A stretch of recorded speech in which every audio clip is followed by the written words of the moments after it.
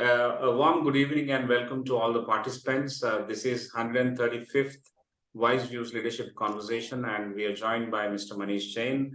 At the outset, I want to send out the greetings to everyone on this Diamond Jubilee Republic Day of India. And once again, welcome you all to 135th session of WiseViews Leadership Conversation. Please join me in welcoming Mr. Manish Jain. Namaskar once again, Manish Jain ji, and welcome to this conversation. Thanks for joining. I'll quickly do a brief introduction and then hand it over back to you for your 20 minutes of initial remarks. Allow me to share my screen, please. WiseViews Leadership Conversations are held every Friday at 6:30 p.m. and we have now reached 135th session, as I mentioned. Today we have Mr. Manish Jain, who is going to talk about holistic learning models, cultivating grassroots leadership. This introduction will probably take about 4 or 5 minutes. My privilege to introduce Mr. Manish Jain, a good friend and a learned friend and a huge influencer, making a lot of impact on the eco-management. Mr. Manish has served for the past 25 years as Chief Beaver of Shiksantar, which is the People's Institute for Rethinking Education and Development based in Udaipur. He is a co-founder of some of the most innovative educational experiments in the world, like the Swaraj University, the Jail University, the Complexity University, Tribal Farmversity, the Creative Adda, the Learning Societies and Conference, the Walkouts Walk-On Network, Udaipur as a learning city, the Families Learning Together Network, Berkana Exchange. I think there are many. He co-launched the Global Ecoversities Alliance with 500 plus members in 50 countries. He is a senior advisor to the Economics of Happiness Network for Localization. He has worked as a facilitator with Social Labs, Art of Hosting, and World Cafe. He has served as guest faculty for Schumacher College, UK, National School of Drama, Theatre in Education, India, and for the Peace Board of Japan. He is deeply committed to regenerating our diverse local knowledge systems, cultural imaginations, and intercultural dialogue. Prior to this, Mr. Manish worked as one of the principal team members of the UNESCO Learning Without Frontiers Global Initiative in Paris headquarters. He has also been a consultant to UNICEF, World Bank, USAID in Africa, South Asia, and the former Soviet Union. Mr. Manish worked as an investment banker with Morgan Stanley as well. His philosophy is very attractive, very interesting. He's been inspired by Mohandas Karamchand Gandhi and Rabindranath Tagore and many others. And he is one of the leading voices for deschooling our lives and reimagining education, which we will discover as he begins to talk. Mr. Manish has been invited to deliver talks across the world. And he has been working on this, not just in talks, but also in writing several books and exploring the possibilities with all the communities. He has been trying to unlearn his master's degree. His famous word is unlearning. That is something which we will have to understand very, very carefully and deeply. He holds a master's degree in education from Harvard University and a BA in economics, international development and political philosophy from the Brown University.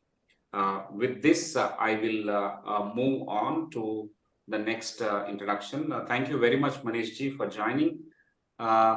We have Professor Prasad, my esteemed colleague and Senior Director, Academic Wing of ICFAI Group. He brings with himself 30 years of rich experience in industry as well as in academics. He holds a BTech from IIT Bombay and PGDM from IIM Kolkata. And this is me, and I'll stop here. We would like to conserve time for Mr. Manish Jain. Sir, thank you so much. I'm quite indebted to you for agreeing to speak on this platform. I'll request you to speak for 20 minutes and then we'll open the floor for Q&A. Over to you, Manish Jain. Thank you, Sudhakar bhai.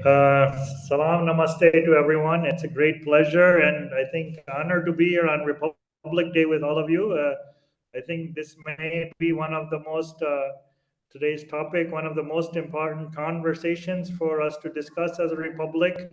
So I'm very honored and grateful to you for having me here to kick off the deliberations. And I think I would start. Time is very little, so maybe I'll start with. So I was born in India and I grew up in the U.S.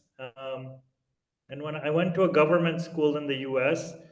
And when I was in school, I never liked school. I found it quite boring and not very relevant. I started my first business when I was 10 years old, did many different activities. But when I was in school, luckily I was very good at faking it. So I faked it so well, I ended up at Harvard. But when I was there, I would get very bored in classes. I would daydream. I would be spending most of my time looking at the girls. I would be also then doing some troublemaking and to entertain myself. Sudhakar is shaking his head. It sounds like I don't know which one he's shaking his head for, which of the three, but uh, anyways, the so I was in the US, they have this tracking system. So they have honor students, regular students, and then what they call the duffers or the poor students or the problem students. Because I would get some, be doing some clowning around, troublemaking. I was usually in the honors classes, but then I would get in trouble and I would then be sent to the problem students, the so-called duffer students classes, sessions and detention with them. And what happened in that process is I started to see that they were much more than duffers or the labels that were being put on them. I saw so many caring, sensitive human beings. I saw so many creative people. I saw so much talent that was there. And unfortunately, their only crime was that they didn't want to sit obediently in the classroom. They didn't want to be yes men or yes children. But in terms of talent, I thought these people are super talented. Why aren't they not getting the opportunities? Just because they don't like to mug up and memorize and regurgitate, repeat the information. Something is fundamentally wrong with this system. And I ended up becoming friends with so many of those people. And to this day, they're some of my deepest, dearest friends. So that was one experience that started me on this journey. Really, was that what is this with this education system that it's labeling so many talented and gifted and creative people as failures, as dropouts, as stuff. And why is this? The second thing that happened to me was when I was working in the with the UN system, having gone through what I would call the centers of power, global centers of power, I started seeing the need for very deep systemic change. The systems we have, I describe them, it's like a bodybuilder on steroids. For the last 50, 60 years, you're pumping up, everything looks great.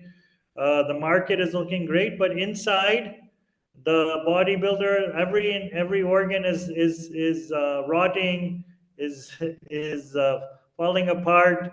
And if we look at this in our country, so many things that are on paper look very good. We know the reality on the ground.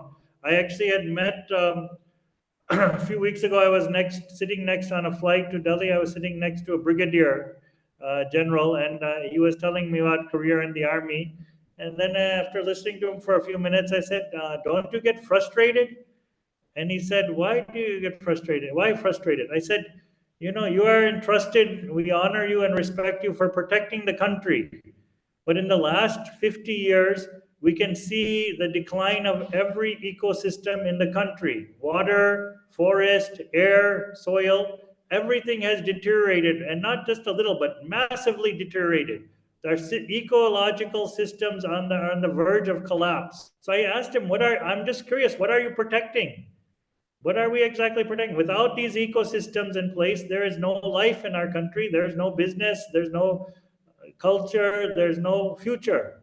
So something is very gone wrong. So our systems, there's a great need to redesign, reimagine. We have been living, everybody knows, in the last 100 years, we've been living on the colonial systems, the same systems that the British left. More or less, we're running those systems. Our own building of new systems that really bring us out of kind of gulami mindset.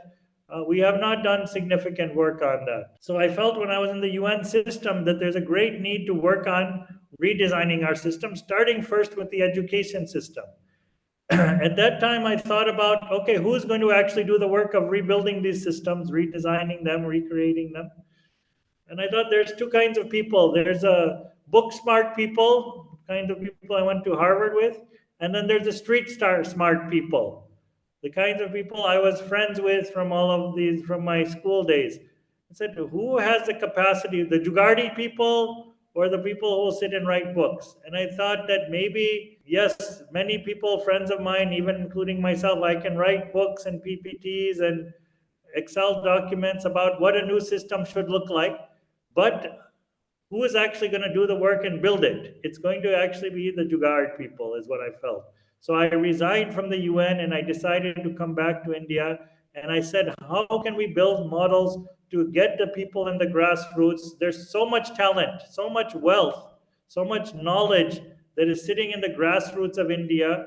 And yet the education system and the models that we have are just throwing these people away as their garbage. We call them failures. We have not really delved seriously into seeing how do we grow our indigenous knowledge systems. But even today, the country survives only because of these indigenous knowledge systems. So this has been the kind of the journey the last 25 years. And we started saying, let us start working. So I've worked with, as I said, for example, many street kids and kids from busties, again, who are labeled. And now my kids, 10 years, 15 years, 20 years after, they're leading projects. One of them, two of my students who are there, we don't use the word students in our system. We use the word kojis. The idea that each person is born with a koj. Each person has a deep search, a deep seed that's in them. And the real education should help them understand what is their seed and how do they germinate that, evolve that, spread that, share that with so many other people. And unfortunately, in our country, most people I meet, graduates, they come to me from different schools, colleges, universities, and they said, Bhaiya, can you help us with getting a job? I said, what kind of job would you like? And the answer typically is kuch bhi. So after studying for 15, 20 years, they're still in kuch bhi stage. I said, I don't have any kuch bhi jobs. Sorry. And maybe you can think of, there's no kuch bhi careers. That will never give you happiness and meaning in your life. So just try to think, what are the things, what is your deeper purpose? What do you care about? What are the challenges you would like to face? We are facing in our country and all over the world what I call complex challenges. These are challenges that I differentiate them from technical challenges. A technical challenge might be, how do I make a shoe better? Or how do I put, in other words, like I give an example, like how do I put a ball into the basket? This is a technical challenge. Or even a man on the moon. This is a technical challenge. But the complex challenge is, how do I put a pigeon in the basket, which will fly all over the place and do all kinds of things, and maybe activate many other things, and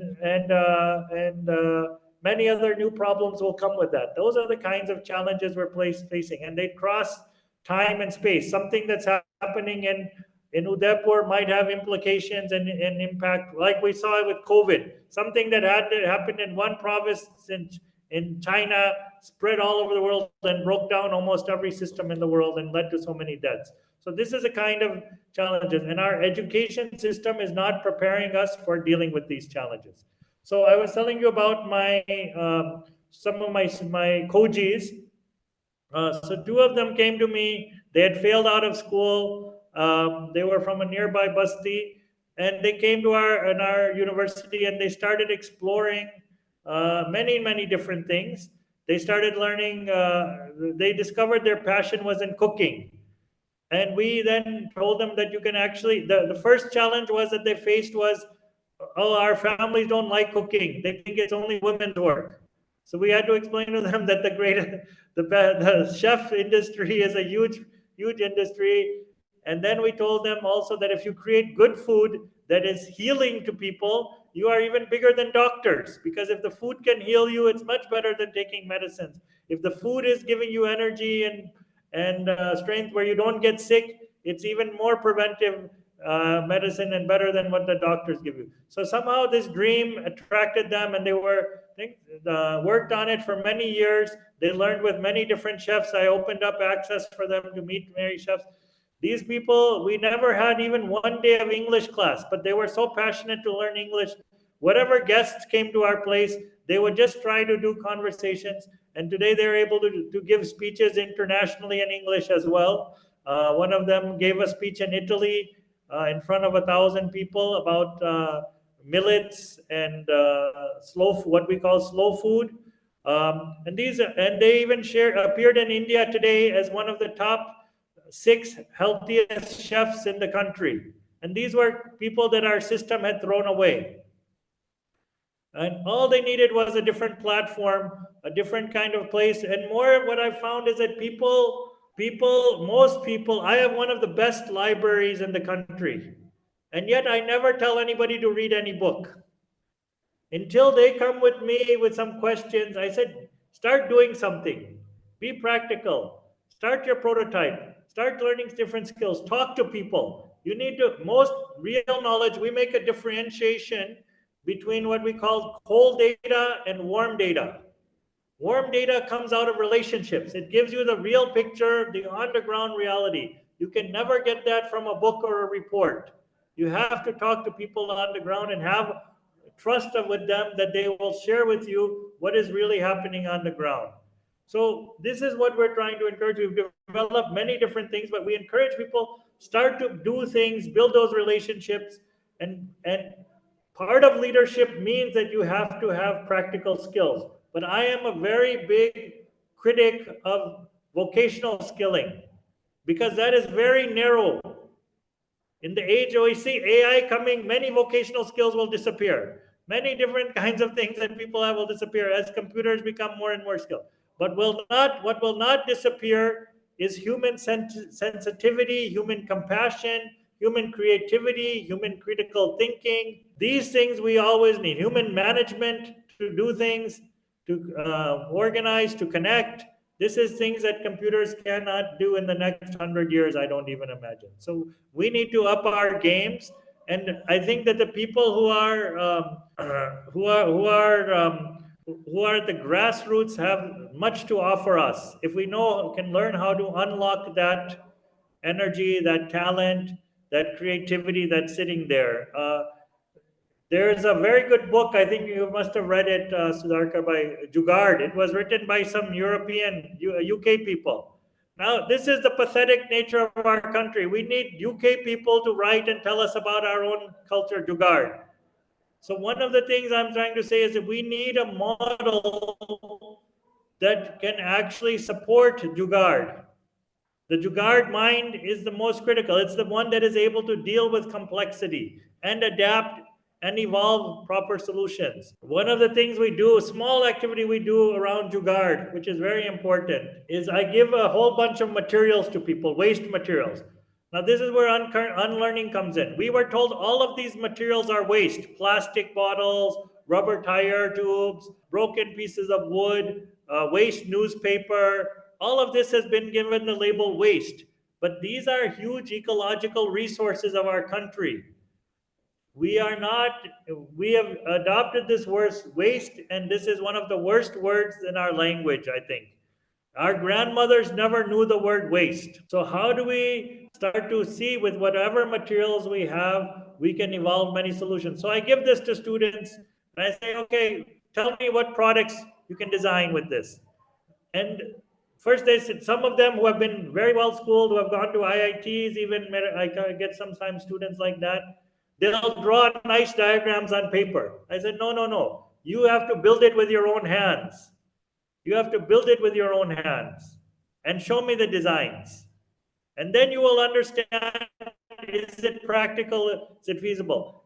Same thing with our entrepreneurship. I see so many entrepreneurship programs. The students are just giving PPTs. I said, what kind of rubbish entrepreneurship is this? Just giving a PPT and winning an entrepreneurship contest. I said, until you test the idea, because the idea, once you start prototyping and testing it, it will have to go through many layers of iteration. And then you will come. Usually, my experience is the first 2-3 ideas that people have, they are all going to fail because you have not tested them with people. They have not seen how it fits in any local situation, local culture. So we need to develop the muscle to test something, rapidly iterate. Test something, rapidly iterate. So I think this is the third thing I would just share is this idea of unlearning. Since the talk actually was supposed to be holistic unlearning models, which Sudhakar and I communicated a little bit late to him. But I think I would say as educationists, the most important thing that we can do today is help our students unlearn. And what I say by unlearning, I think there are certain mindsets that the formal education system has built. One is the mindset of monoculture of the mind. Let me give you an example. Does anybody have any guess how many, 100 years ago, how many varieties of rice did we have in our country? You can type it in if you have any idea. How many varieties of rice did we have, documented varieties in our country? Please type it in. Can the people type in this? Or is it just for the, no, it's for everyone, okay, yes. Please type in the message if you can. Any guesses? 108, 100 by Anil T. So you guys are proving my point of, how many varieties can you name? Not more than, most people cannot name more than 4 or 5. In our country, because of the indigenous grassroots mind, we had 114,000 1.14 documented varieties of rice. Undocumented were more than 200,000 undocumented varieties of rice. Today, because of the nature of the university and schooling, we have less than 7,000 varieties left in our country. And those are in rapid risk of extinction. So this is an example, this mindset of monoculture. Now people are talking about genetically modified seed. 114,000 varieties will come down to 7,000, will come down to 1 with this mindset. This is terrible for resilience. One of the mindsets we need in complexity is resilience, a resilient mind, being able to adapt. So many diversity, seed diversity, cultural diversity. So one is a monoculture mind. The second thing is, one of the things that school does best to people is put fear in them. If you see, the most risk-averse people in our country are the educated middle class. They're the most risk-averse. They're afraid. So we have to unlearn this fear. If you see, the most we did something with our learners. One of the unlearning processes we do, we have hundreds of them, but one of the most famous is called the cycle yatra. And we take youth, nobody has any money in their pocket, nobody has any food in their pocket, nobody has any technology in their pocket, nobody has a life, and try to understand and connect to the indigenous culture, the gift culture, the tribal culture, trying to understand.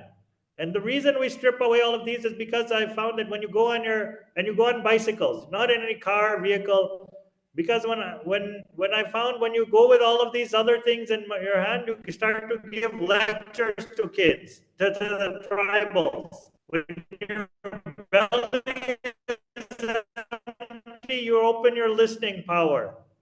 You open your observation power. You open up many things to receive.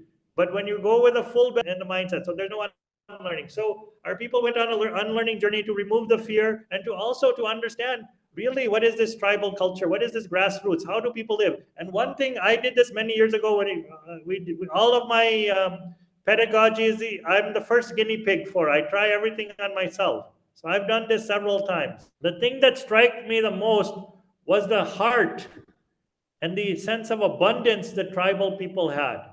The grassroots. You go to anybody's house, they'll offer you water, they'll offer you food, they'll offer you place to stay. They may not know tomorrow's meal where it's coming from, but today they'll treat you like a king.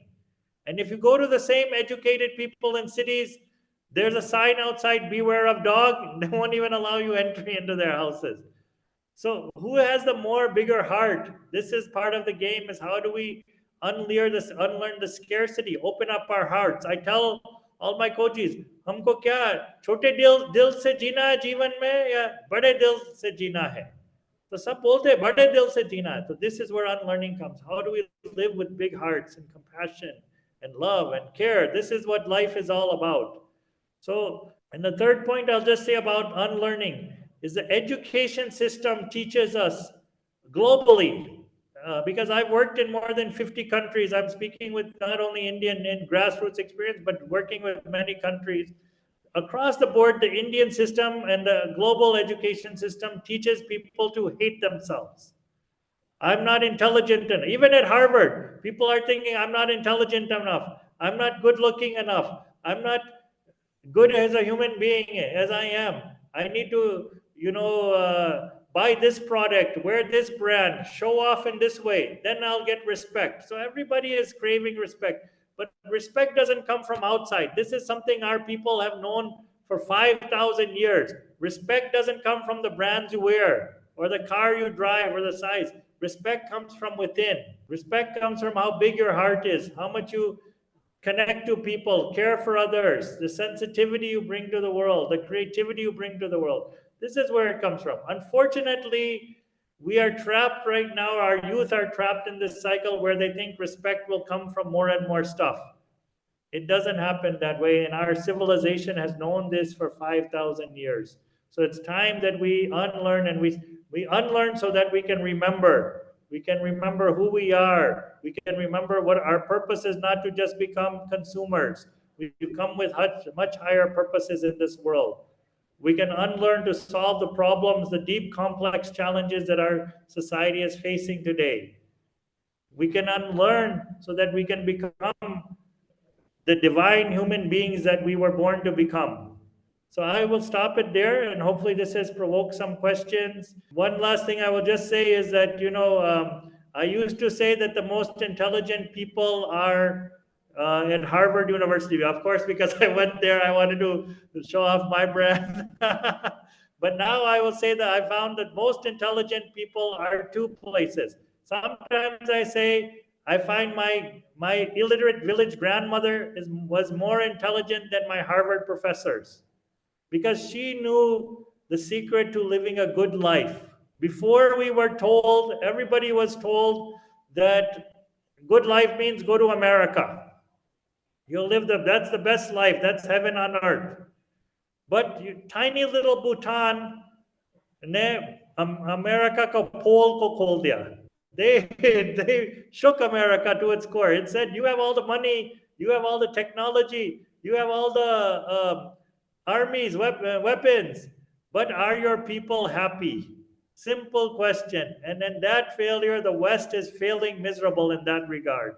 The Harvard universities, the Stanford universities, the Oxford universities, they're failing in this regard if the people are happy, finding out what is the key to happiness. So our grandmothers have much more to contribute to telling us how to find happiness than they do. And this is the fundamental quest for human beings today, I think, happiness and well-being. The other thing I will say is the other place I found more intelligent than Harvard is in the prison system. The jail inmates working with convicted, these are the most sharpest minds in the country. And what we are trying to do is to reconnect their mind to a deeper purpose. Their purpose got misguided. As soon as the purpose gets connected again, we are able to move in a divine direction. And this is and our purpose is not just, I need a house, I need a car, I need a bigger bank account. This is not a purpose. Ye to choti moti baat hai. Our purpose is, I have come to serve the deepest spirit of seva. How can I bring it into the world? I think this is the question that every education system for the 21st century has to connect its students to. So thank you so much. Thank you, sir. Thank you so much. It's always so enlightening and very interesting and intriguing at the same time to listen to you.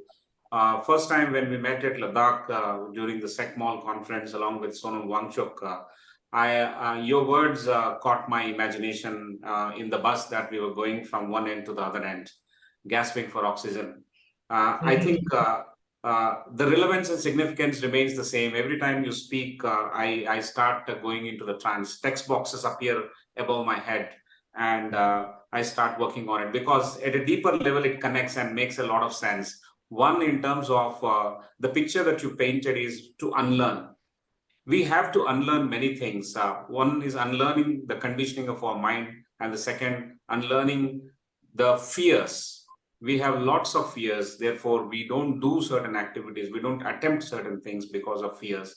I think at different levels, it is applicable. One is that education system, another one is at the society level, third one is entrepreneurs. Entrepreneurs are governed by both these two systems, which I have explained. But more interestingly, I think the next 25-30 minutes that we have, we will have the Q&A in two clusters. The first cluster will be taken up by Professor Prasad, and I'll come back for the second. Probably we'll have a couple of questions in each of these, and we'll open up the mic for the audience to speak to you. A large number of people have joined. I welcome them once again. Very distinguished people have joined from different walks of life, from education, technology, from entrepreneurship, from media and research, hardcore research, HR. I think various functional areas people have joined from. I welcome all of them once again. And without much ado, I request Professor Prasad to come in and start the Q&A cluster one. Over to you, Professor Prasad. Thank you. Thank you, Professor Rao. Thank you, Jainji, for introducing us to a very fundamental topic. So let me start, since we have short of time, let me start on the ball straight away. We talk a lot about our demographic window and demographic advantage, and therefore, and the goals that we want to meet. Of course, a lot of them are spelled out economically also. Now, in this kind of a challenge that we face, as you call it, it's a different kind of a challenge that we face. We have a very large education system, close to 55,000 to 60,000 institutions in the country, about 4 crore people in the formal education system. And as you were discussing, we have a lot of challenges there, a lot of unlearning to do. Now, if that is the case, how do you see that we can do with respect to, I mean, I'm portioning rural India so that we can understand this problem a bit better, though, of course, the challenge exists even in the cities. But how do you put this all together and align it? What are the thoughts that you have to put this all together towards the goals that we have? Are you asking for the current education system, or I didn't quite understand your question, Prasadji? Yeah, so we have a current education system. It has its challenges. Yes. In order to go towards the goals that we have in our mind, the aspirations that we have, a lot of which it is in rural India, how do you use this kind of holistic unlearning models? How do you deploy it? What are the practical ways in which we can do it so that some of us can think in that direction? So look, I would say, these are very long conversations but let's imagine there's a triangle, right? So the triangle has to have 3 points: education, economy, and ecology. And unfortunately, most of the people working in education, teachers, professors, don't have any idea of economy or any idea of ecology.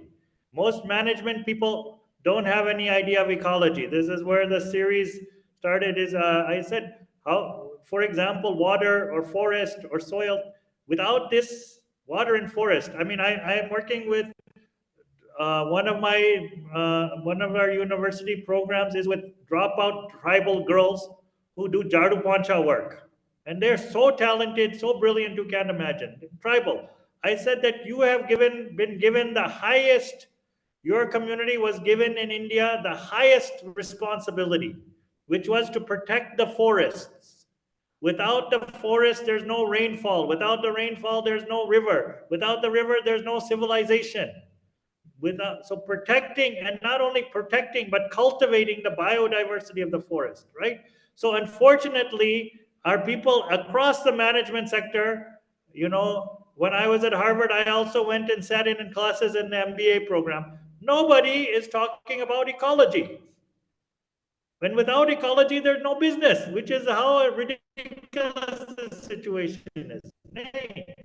So if we are designing something, we have one program for tribal farmers and tribal youth.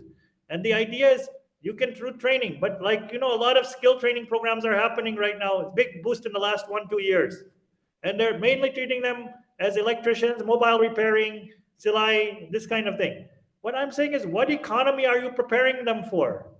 So what we have developed is called the Swaraj Farmversity. We're looking at the rural agricultural economy is still a huge chunk of the economy of our country. And it's a huge impact on our ecology also. But our education system has no link to that. Nobody who goes to school comes out saying, I want to be a farmer. So we talk oftentimes, we've heard about the farmer suicide. I said the education system is murdering farmers. No child, no farmer wants their child. You come out and you go to school, you just imagine. Somebody comes to your college and say, why are you studying here? Somebody's saying IT, somebody's saying, I want to be IS. Somebody said, no, I want to be an organic farmer. What will happen to that person? Will they get any recognition? No, they will only get humiliation. So we have no idea what are the core things of this country. What I'm saying, our core, Republic Day is great. What is the core wealth of this country? The wealth has to start with first our natural ecological resources, then the second wealth obviously is the people and the diverse cultures, and the third wealth is the diverse economies we have. Not only the formal sector one, but the informal economy still is huge. The informal economy has been able to prevent violent bloodshed and internal war in our country, because the internal economy keeps so many people alive and functioning. So we have to understand this informal economy much better, because the rural people are most of their life is plugged into the informal economy. Most of the people in the busties are plugged into the informal economy. And what is the new economy we need to build? If you are telling me we have to give up on agriculture, then we are in big trouble as a country. Where are at least 500, 600 million people's lives are tied to agriculture. And they are mostly small-scale farmers. Do we have any option for them? No, we don't have anything. If you imagine what will happen if they come to your city, every city in our country will collapse. If you add 10, 20 million to every city in the country, they will all collapse. They don't have the capacity. So we have to rebuild the rural economies. We have to have a vision of, starting these IT center in rural economy is not a real solution.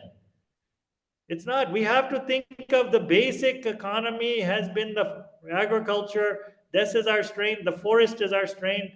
The water. If we do not have people who can build this ecology up, there is nothing to feed the economy with. So these two things go hand in hand. And so that's why I'm saying there are at least 20 careers and professions I've identified with the farm economy, which young people can do. They can make money in that. They can grow their local economy. They can serve the nation. And they can build the wealth up of the nation through that, if they support that. But no university is talking about this. What is the rural economy? It's all being ignored. And the agricultural departments are the worst, because they only know how to poison.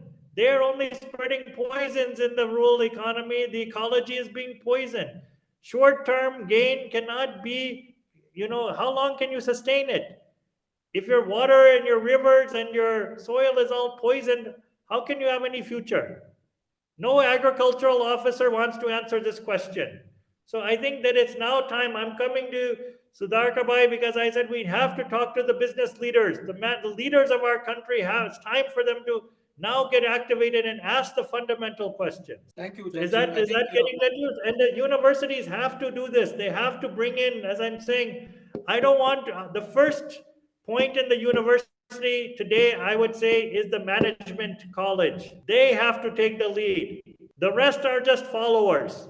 Management decides what is the future, and the management people have to come back to understanding local economies and local ecologies, because you can see this global economy. It's good to be part of the global economy, but the global economy is very fragile. The places where India has survived every global economic downturn because of our vibrant, dynamic local economies. Places which didn't have that, they have crashed very badly. If you look at some of the Southeast Asian countries, they didn't have that very as strong as India, they've crashed. So we have to have a balance of global economy and diverse, vibrant local economies. That's the invitation for people, and people who have to come into this are the management people to take the lead. Excellent. I hope, Sudhakar, I hope your adrenaline is flowing. I think you have just opened up the discussion, and you have spoken like Jambavan who's trying to inspire Hanuman, and there is real talent. There is real talent. There is real presence in that sector, and I think it's a question of people getting energized and getting into it. Fully agree with you on that. Yes, and I'm saying that the pedagogy has to be radically different. Our pedagogy, even the urban universities, is massively failing. The whole purpose of the university is just to pass an examination of the entire schooling system. What are the practical skills that anybody gets out of when they study till 12? Very nothing. What are the MBA students getting really? They know how to do Excel and PPT well. What, do they know anything technically? Do they know anything how to deal with conflict? One of the things I talk a lot about in our university is called the gift of conflict. Conflict is what, every time you get any group of human beings together, there's going to be conflict. Very few people, most of the way people are conditioning is what's called fight or flight. Most of us are conflict avoiders. We just run away. It usually gets worse. Or we start to fight and it gets worse also in that way. But how do we work with conflict in a positive way, in a way that generates and connects us to our deeper spiritual path, our deeper purpose? That is one of the things we have to work on in our universities, because we don't know how. Before, many people see, like the joint family structure was one of the best learning systems, because you learn how to deal with all kinds of people. The nuclear family is one of the most stupid inventions of humanity. And now it's even nuclear is breaking down. So most people, if you see this Gen Z, they are very, very frustrated and unable to deal with too many different people, different opinions, how to adjust with different people who don't think like them, speak like them. They're having massive problems with that. So we have to create these opinions, different needs, different wants. How do we adjust and take care for each other? I gave a talk once in Switzerland, and I used the metaphor of the shared tempo, shared auto rickshaw. I said, you see the people in the shared rickshaw. These are the grassroots people, right? I like to write it sometimes to understand, again, the warm data. What's the word on the street? The culture of the tempo is what? Shared tempo. Somebody gets on, move a little bit more. Somebody gets on, nobody is complaining there. Everybody adjusts. Middle class, upper middle class, educated youth have forgotten how to do this. How to adjust for the other, how to accommodate. Not adjust, but accommodate. Because we have to coexist. We have to do things together. So every business today in the country is threatened by conflict. It's even in the management structures. So I think that this is some of the things that I think we have to look at. And so the urban problem means that we have to also be much more practical in our learning. So I said, let's start with getting people to do things practically. The whole education should be flipped on its head. Right now, it's 95% theory and 5% practical. If you're lucky, you'll get that 5%. It should be 95% practical and 5% theory. Most of the people, the real learning is happening on the job. When you go to the job, you learn how to do things. And most of the university, most of the industry knows this. That's why most of them have their own training programs now, because the university has failed. So what I'm saying, with particularly to unlock the grassroots talent, we have to start with doing. If you give people, here's a book, start memorizing it, they won't learn. If I did that in the jail, nobody will come to me. If I do it in tribal areas, nobody will come to me. If I do it in busties, nobody will come to me. Only maybe 1% will come, But I've lost 99% of the talent. And that 99% is very unique because they're the people who will be the most loyal, they'll be the most creative, they'll be the most grounded, they'll be the most long-term best. Abhi, the other thing my friends and CEOs are telling me, the biggest challenge, what is it? Turnover, employee turnover. Because people don't have any sense of connection anymore to what the work they're doing or the people they're working with. So I think that if we can unlock that 99% talent, then we have hope that many great things can happen in India. Excellent, excellent. But it's not gonna happen with the current model. It's Yes, no way yes, it's gonna happen. yes, yes. I fully agree. I fully agree with you. I think I had two more questions, but I'll stop here. I'll just sum up what you've said so that we can frame the problem for our institution. You have mentioned that management education is the one that you have to start with. And that I think what I understand is that the premier institutions as to one in management, they focus on the top of the pyramid, and that is towards the globalization side. And you have said that there needs to be a focus on the localization side. So many things are local economies, local ecologies, and the understanding of this and the motivations and the aspirations towards this need to be encouraged, enthused. And how to do that? How can the education system in the management stream do that? How do they make it connected to the purpose of the institution itself? Because that's where the first place that people start getting doubts. I think this is the question that we need to frame for ourselves. At that, I'll stop. If there's time later, I'll come back to Professor Rao. Thank you so much. I think also we have to, the one thing is where we have to do is the corporate leaders. They're the ones who will empower the management institutions. If they say, like I had one campaign and I had many corporate leaders involved in it. It was around the idea that every student should take a gap year. Right now in Udaipur, we have a tie-up with Princeton University. Princeton University, Harvard, all of the Ivy Leagues have put out a circular because before they join the university, because they have experience, then they have something to share. Otherwise, they're just giving, again, memorized information from a book, nothing real. And same thing in the best management institutions in the world say, come with 2-3 years practical experience, otherwise we'll not even look at you. So this idea, I had many well-known leaders saying that we think it's very good, we will value and respect a child who has taken a gap year and has traveled, has explored, has interacted, has worked in different kind of places.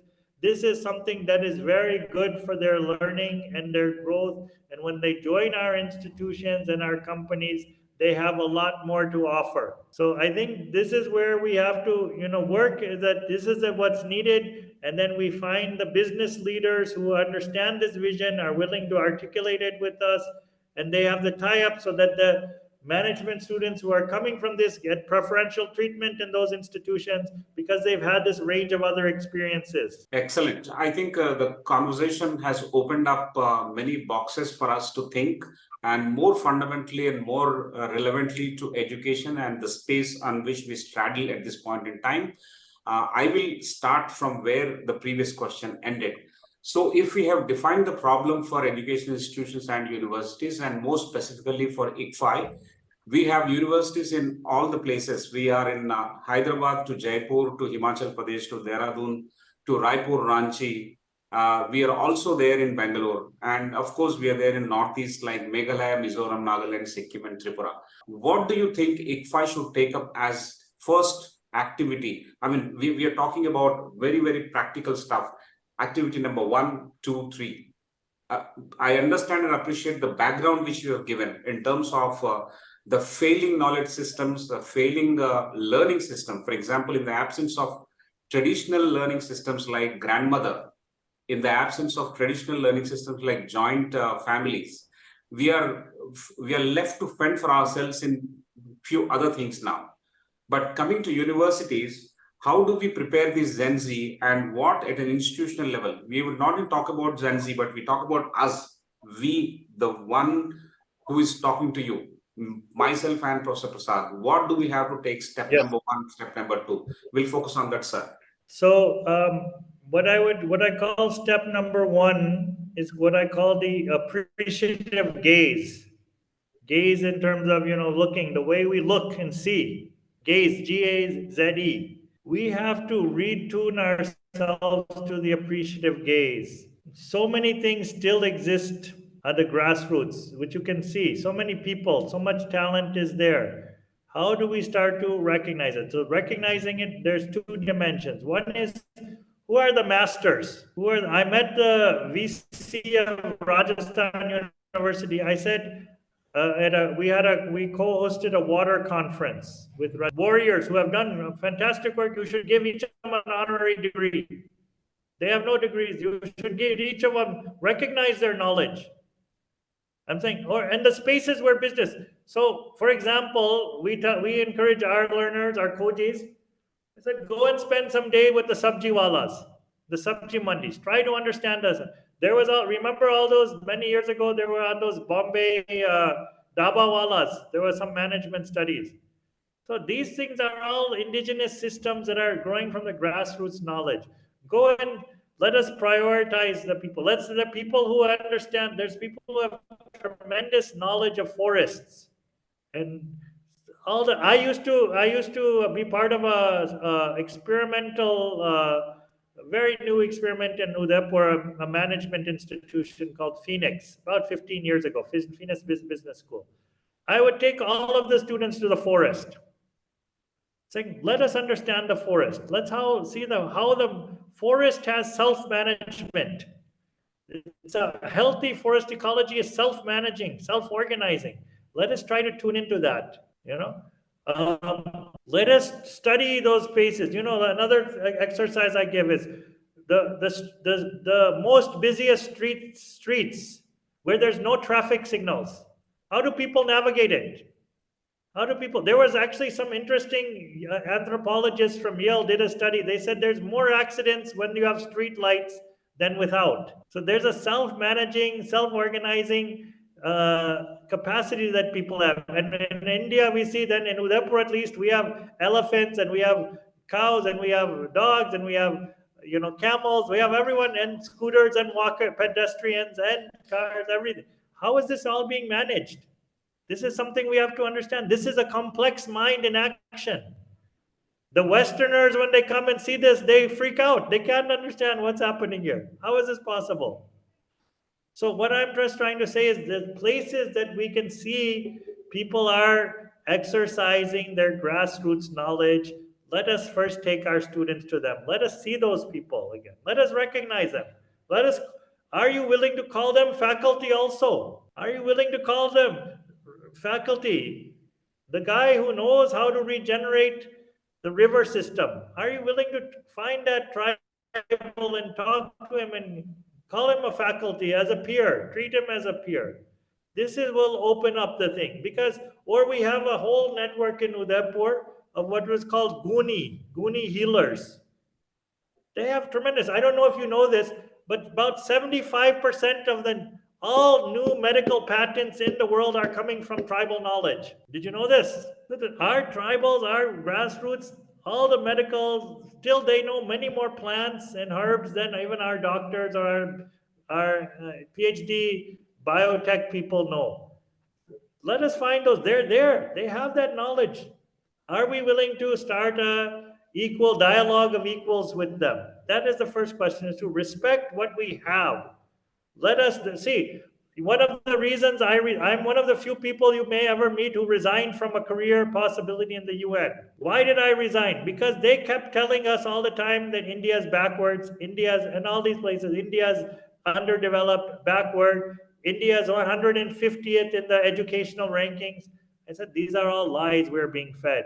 We have to unlearn the lies. We have so much knowledge and wealth that, and it started with Macaulay, who said all of India's knowledge is not even worth one good bookshelf. Unfortunately, we believe that. And when we start to realize that, but the knowledge is not form, it's coming in the human form, in the relationships, in the places that people are. Things when I talk about complexity, and you can talk with all of the complexities thinkers around matters. Place matters.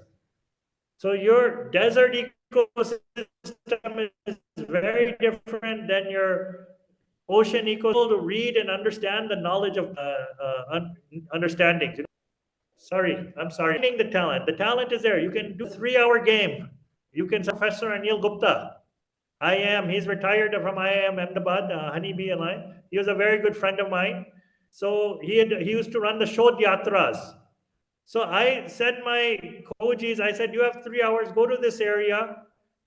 Here's a list of 30 different kinds of people. Find the Sutar, find the Kumar, find the Kabardiwala, find this person, somebody who knows fine.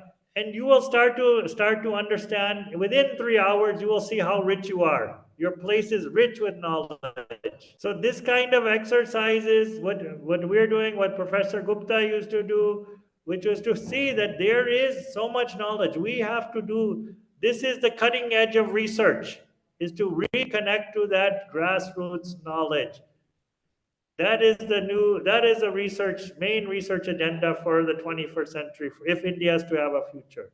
So that's one thing. The other thing is, if you can create, as I encourage, one is to create a possibility for and a dialogue around gap year. Trying to encourage people to take, because the reason I did this, and this is my own story too, but I've met so many great leaders all over the world. And I said to them, innovation, this new, and inevitably, almost every single person said this happened. Even you had Rajendra saying he basically was on a gap year when he ended up in the village and he met his guru, a tribal person who told him about water, right? So encouraging people to wander, to get lost, to go into the areas which are not the non-metro cities areas or the non-Starbucks areas. If you want to find the real wealth. So this is the ideas. If we can create more space for people to explore, exploration semester, for example, if they can take a gap year. But if the leaders start telling us, I'm saying that there are many people who have been called failures and dropouts. How can you give them entry or access? Maybe you have a short program for them. You start with a short program, 1 month or 1 week program. Let them come and start to access. What I did actually in Swaraj University, I went through the 2 years management course. I said about out of 2 years, 1 month is actually practical, because having been a banker and a consultant, I had a sense of what's needed. And having run my own little businesses, I said, these are the things that are useful every day to somebody who wants to do business. I pared it down to 1 month. I said, I can give this to anybody. And then make it in a practical way. Stay away, no textbook for it. How can we do all of these things practically? You'll see those guys flying. They will be your top students. If you can show them how to do these ideas, how to do it practically, you will have revolutionized everything. So maybe we start by creating a 1 month or 2 month course only for what I was calling it a mini MBA, pocket MBA, whatever you want to call it, for people who have failed. Maybe for housewives, a course can be there. For grandmothers, a course can. We'd say, why do housewives introduce themselves and, oh, I'm just a housewife? They should say, no, I am doing home management. I'm the management of the home. Without the home, there is no corporate leader. Is it right or no? So why don't we have something for them that they can do that? We were doing English courses for housewives. They want to come, they can learn in a few months basic English to start talking again. For people who are on the grassroots, can we design a 1 month course for them? And we'll take failures. And let us show, we can show tremendous results even in 1 or 2 months. Once they get that confidence back in some direction. You need 3 things today: confidence, direction, and relationships. My Harvard professors used to tell me, nobody comes to Harvard to learn anything. If you want to learn, you're better off traveling and meeting people. People access to networks, capital, confidence, they will be able to do amazing things, the grassroots people. Amazing. Thank you very much, Manish Ji. I think the failing network has deprived us of listening to you completely, but I can see the outline of several suggestions coming for institutes of higher learning, as you have mentioned. I will not repeat that because we have to save time. I'll request the members in the audience to raise their hands so that I'll open the mic for you. In the meantime, I have one question which is already there with me. I will take it out. I'm only allowing time for you to raise Before your you hand. ask that, Sudhakar, I'm just kidding because we just met recently. I'm forgetting things because I told you that. Yes. The other thing we talked about, which to start the having a course on management of our ecological systems. Right. Water, forest, soil, land. And this would be the first university in the world who would be able to, first MBA program in the world. It would be path-breaking. It would be making the global headlines. No other university in the world has what I call our natural relatives. So this is it, because if we don't understand that, and how to regenerate those things, because the last 100 years of the development has been about extraction and depletion. All of these things have been depleted. So the next line of management is assets again. Yes, your other question. How do we change the mindset of the leaders from know it all to learn it all? There seems to be a gap. How does one work on it? Since you've been dealing with several leaders in India and abroad, and so diverse systems that you work with, any suggestions for us? How do we change the mindset of leaders from know it all to learn it all? I'm not looking to change the mindsets. I'm looking to find the 1% of early adopters. In our work with Complexity University, Swaraj Complexity University, where we're training, working with leaders all over the world. We find the people, we say, what you have been doing the last 15, 20 years, I'll say the same thing to you. Tell me how it lands on you. Is amazing, it's beautiful, I honor it, and I respect it. Let's not use a but. Let's use and. I honor it, and you and I both know that it's not good enough. It's not going to cut it for the future. So the people who are willing, and we don't know how to get to that future we want, that honesty is in 1% of the leaders right now, maybe more. Actually, you give them 2 whiskey glasses, everybody will admit we don't know how to get there. So the solution to you is 2 glasses, two shots of whiskey will get everyone from that to the learned mindset. But what I'm saying is find the leaders. There's leadership. I'm finding a marked change in the leadership in this country, where people are starting to realize that the challenges facing us are much greater than what we know, what we can do, and what solutions we have. And so we need to build a consortium and allies to find that without working together, there is no way to, when I talk about it tell me for a complex challenge, this is my own learning edge, let me share with you. The most difficult learning edge I am on right now, my own spiritual edge. Can I build a platform with Congress, BJP, RSS, communists, CPIM, and grassroots activists? Can we build a platform where all of those guys will come together to work on the challenges facing our nation? It's the most important thing. Otherwise, there's no way to deal with a complex challenge unless you get the entire ecosystem of actors working together. So this is our challenge. How can we do that? If we can bring those people together, then we have a chance. Otherwise, the future of our children is looking very grim for me. Sometimes I weep because you see what's going to happen when people are fighting for scarce resources. And this is a situation where, if you don't have water, you go to some of the busties, when they don't have water, they're getting tankers coming in. You see the situation. It'll make you weep. What is happening there? Nay. So what I'm saying is that we need to get people to come together across ideologies, across sectors, to work together. This is the thing. And there's a section, they will only do that when they admit we don't know. We don't know how to deal with these grave challenges. Whatever we've done, we respect, honor, beautiful, we appreciate it. But let's admit we don't know. Then only can we walk into the path of learning together and unlearning together. Great. We must admit that we don't know, and then we can begin to coach, begin to search and research and learn. Wonderful. And there are many top leaders of the world. I'm telling you, I'm getting an interesting opportunity. People hear about me and our work. They introduce me to billionaires, and those kind of people, they're all agreeing. They also say, yeah, you're right. We agree with you. So there is those who are at the top of these systems know the reality. They know the reality of them. Great. It's Great. the middle guys. It's the middle guys who are hiding from the reality. That's the problem. I'm requesting Dr. Anita Raman to ask you a question. A very good evening, sir. Manish Jain ji. It was a very heartful session. I hope I'm audible. A wonderful, wonderful session, heart-touching session. And you have, I would say, giving me a different perspective as to how the education system has to, would take a different turn. My query here is, you are addressing about the middle class mentality of not taking risk. As you rightly pointed out, that having PPTs is not the way that an entrepreneur should start their journey with.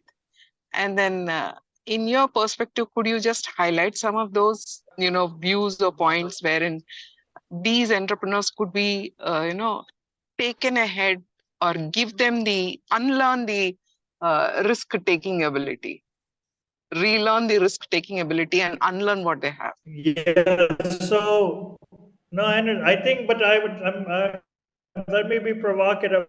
I think the professors are lazy. The students working with students over the last 30 years, students are always ready for things.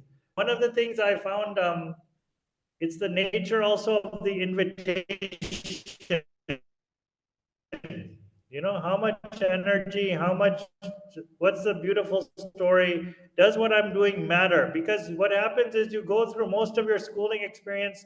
One of my friends who's a writer, he said there should be a board that says anything to anybody. Today, a woman came to me, she's doing filmmaking, she's studying filmmaker in Ahmedabad. She's making a film. She wanted to make a film about me and the work here. And I said, who is the film for? And she was totally blank. Just totally blank. I'm like, how can you make a film when you don't know who the audience is? Who do you want to show? Well, I said, so you are basically making the film because you had to give an assignment to your teacher. That's why you were doing it. There's no other purpose. You think about the audience, so many things. When you get that purpose, when you get a sense of meaning, then you'll do the thing. You'll go, why do people do that? Or why is Sudhakar bike? Good question for you. Why is he bicycling? And you never told me. I'm a cyclist too. Brother, we have to cycle together sometime. Yeah, so why is he doing it? Because he finds it meaningful and he'll take a risk. So what I'm saying is the fundamental problem is that we have to bring kids, not just give them orders, do this for this assignment, but bring them back. What if you do this, it's going to impact so many people's lives. Directly, you can see the impact. If you come to the jail and you do a session with me, you'll see it right there. Right away, you'll see the impact. It'll be meaningful. That is a risk. To go into this jail, I've taken students there. They're so scared. I was scared when I went there. It's a big risk. You never know what's going to happen, right? So when it's meaningful, people do all kinds of incredible, amazing things. And if it's not meaningful, they're like, why should I bother? It's just another thing to check off a box on the list of things that given. And then they find ways to internships. They don't do them. They go and they get somebody. They're saying, "Hamare beta ka aap de do ek letter." He did an internship. I said, "No, I refuse. He didn't do it. Send him and he'll do the internship. I'll give you the letter. Otherwise, I'm not giving you any letter for foreign university that he did an internship." So people just want that kind of thing, unfortunately, because they have not been. Part of it is also the institution's fault, because what is the institution really valuing? At the end of the day, if you know as a teacher, a professor, as a student, that the only thing marks is how we'll judge your performance, then who wants to go and take any adventure or any risk? They're like, okay, I've been told to do this and let me do it. So I think we can do many things. Like I even did, like when I was doing with MBA, 1-day business challenge. Here's 24 hours challenge. Go here, here's something started. Go and start a go and here's some subsidies, go and try to sell some organic vegetables. I had them go and so, I have worked with many consultants, management consultants from McKinsey and all these places. So nobody's going to give your students, no corporate is going to hire your student as a consultant, are they right now? While they're a student, no, nobody's going to hire them. But so many people need consulting. So a friend of mine was in the forest department, MBA students, you become consultants for him. Somebody else is running a school and they want to bring it to all more alternative ideas. I told my students, you become consultants for them. So you're building your portfolio, you're taking a risk, you're going to a new place, you're also building your portfolio of consulting. If you go to McKinsey and say, hey, these are 10 of my clients, a school, a forest department, a local businessman, I've already helped all of these people. You're already a consultant then. They will be so impressed to hear that. So we have to create these kind of the imagination. So what I said is the biggest damage that the education system has done in the last 100 years, this British education system, is it has raped our imaginations. We have to just imagine all kind of beautiful things are possible. And for MBA is the most interesting thing because everything they do, if they go to you can help anybody. You go to the Gurudwara and tell them, work with them, how can they become more efficient in some of their things? This is consulting work. All of it, the whole world needs consulting. The whole world needs design in every single institution. But we don't know. You just go and apply only the ones that are so helpful. Maybe they team them up with a so that, and then I'm telling you, the other thing is like these things like Cycle Yatra. So that means the faculty also has to be willing to try these things out. If you bring that risk-taking ability in some of your faculty, I guarantee you'll see it in your students. Great. Thank you very much, sir. I think that's all the time we have for today. And little did we realize that we have caught upon a subject which can go on for a couple of hours. And it should also be doubled up with an in-person session with you, which I will request for at an opportune time as soon as possible. But the lessons are there in the way you have deeply empathized with talent from those subalterns, those labeled as dropouts, those labeled as failures, so on and so forth.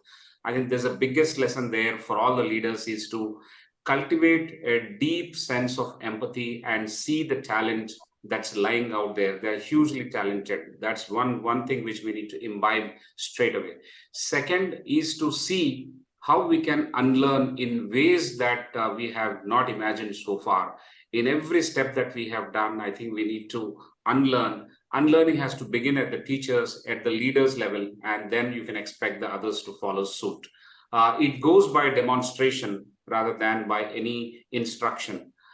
Third, and the most important thing is the case study of you visiting a jail, identifying a problem like people need to have a haircut, for example.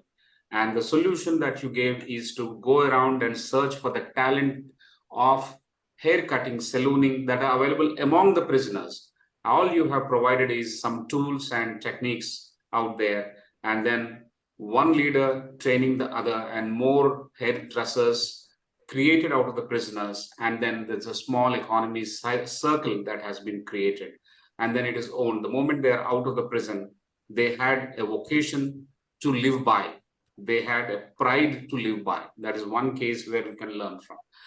The other lesson that is coming from is to have a deep faith in our traditional knowledge systems, our tribal knowledge systems, our old knowledge systems. And I think we need to look back and reclaim and regain the lost ground. I think that's a very, very important thing. The fifth learning is coming from the intersection of education, ecology, and economy, which is very poorly or meagerly understood. Again, it is hitting at the leaders, and I think we need to connect it better and see purpose.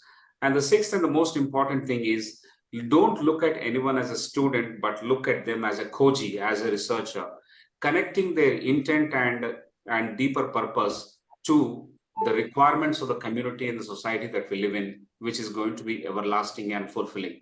I think these are broad lessons that we have learned in today's session, and there are specific lessons for ICFAI to start water management course, which will catapult us to be the first university doing in this area. We have areas and regions that we are by vision focused on. We have not just metros, we have unmetros as well.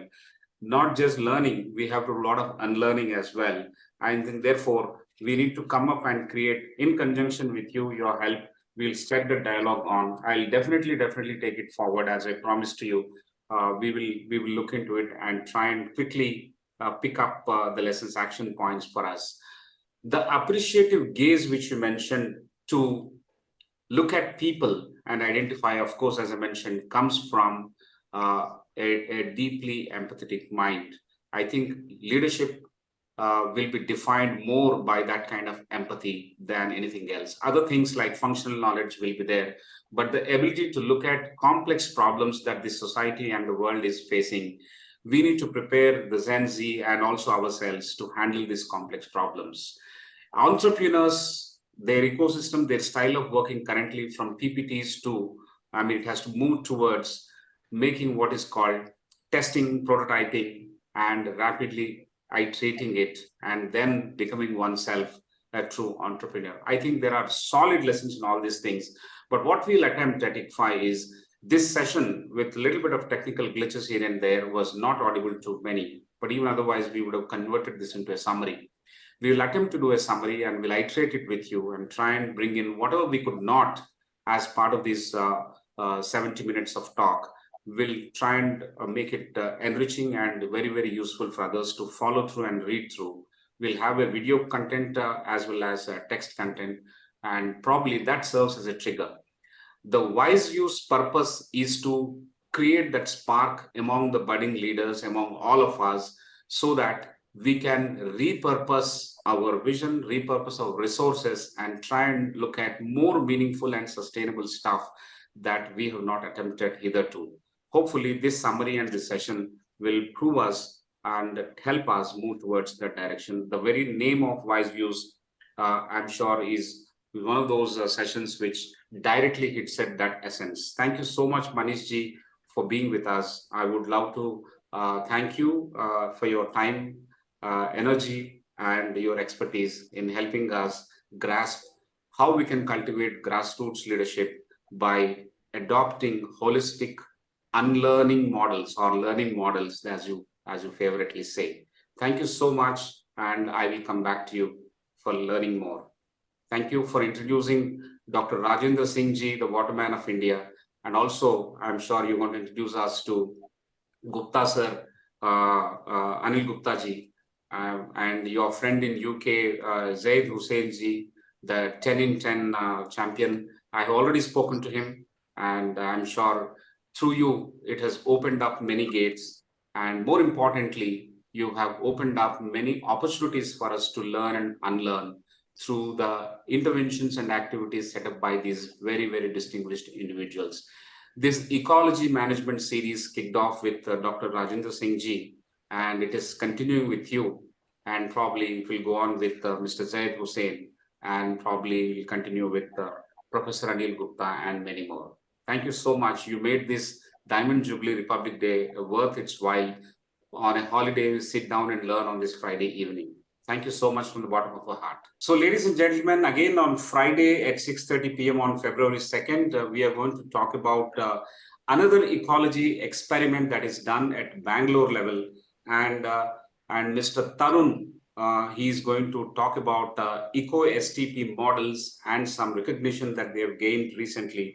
It's been widely published, including India Today. There's a special feature called Republic of Happiness. In that, Mr. Tarun has been featured, and he is readily accepted to speak on February 2nd.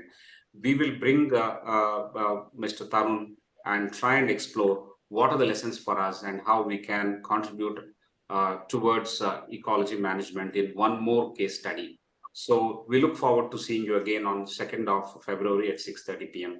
Till then, read more about Swaraj University, Complexity University, and in fact, much more about Mr. Manish Jain himself. Happy learning. Thank you all. See you again next Friday. Good night.